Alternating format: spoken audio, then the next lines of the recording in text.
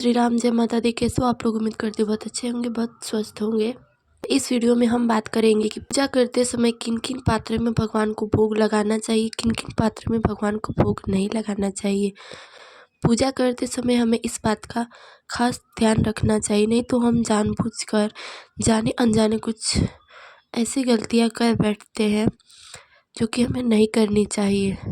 जल्दबाजी के चक्कर में हमें ये भूल जाते हैं। तो चलिए हम जानते हैं कौन कौन से पात्र हैं जिसमें भगवान को भोग नहीं लगाना चाहिए तथा जिसमें भगवान को भोग लगाना चाहिए। वैसे तो पूरी पृथ्वी भगवान की ही देन है और उनकी ही दी हुई चीज़ में गलत सही का फ़र्क करना यानी भगवान के क्रोध का कारण बनना है। हालांकि पूजा से संबंधित कुछ नियम बनाए गए हैं, तो उसी से संबंधित इस वीडियो में हम बात करते हैं।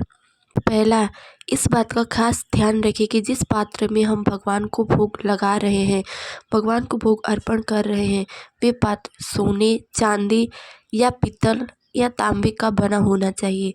अगर सोने चांदी का संभव ना हो तो पीतल या तांबे के पात्र में हम भगवान को भोग अर्पित कर सकते हैं।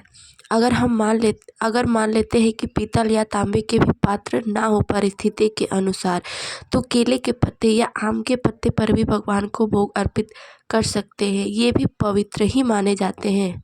दूसरा, भूलकर भी कभी एल्युमिनियम, लोहे, प्लास्टिक के बर्तन का इस्तेमाल भगवान को भोग लगाने में नहीं करना चाहिए। तीसरा जो है, भोग लगाने के लिए मिट्टी या लकड़ी के बने पात्र का भी प्रयोग कर सकती हैं और स्टील के बर्तन में भी आप भगवान को भोग लगा सकती हैं, लेकिन ध्यान रखिए कि उस पात्र में प्याज लहसुन का सेवन न किया गया हो, अन्यथा स्टील के पात्र में आप भगवान को भोग न लगाएं अगर उसमें प्याज लहसुन का सेवन किया गया है तो चलिए अब हम बात कर लेते हैं किस तरह से बना भोजन भगवान को अर्पण करना चाहिए। इस बात का खास ध्यान रखें कि लहसुन प्याज वाला भोजन भगवान को प्रसाद स्वरूप न चढ़ाएं। अगर संभव हो तो पहले साफ रसोई में ईश्वर के लिए पहले भोजन बना लें, तब लहसुन प्याज वाला भोजन बनाएं। अगर ये आपसे नहीं हो रहा तो कोई बात नहीं, आप बादाम, किशमिश, मिश्री आदि का भोग प्रभु को समर्पित कर सकती हैं। सबसे बड़ी बात, जब भी भगवान को भोग लगाए उनके सामने से उसे तुरंत न हटाए। प्रसाद को कुछ क्षण जैसे 10 या 5 मिनट के लिए भगवान के समक्ष ही रहने देते। भगवान को भोग लगाने के कुछ क्षण पश्चात भगवान का प्रसाद ही हटाए और सब परिवार प्रेम से उस प्रसाद को पाए।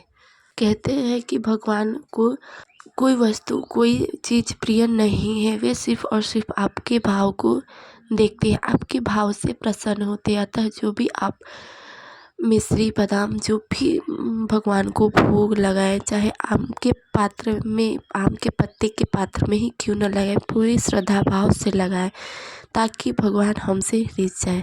तो इस वीडियो में इतना ही, मिलते हैं अगले वीडियो में। जय श्री राम।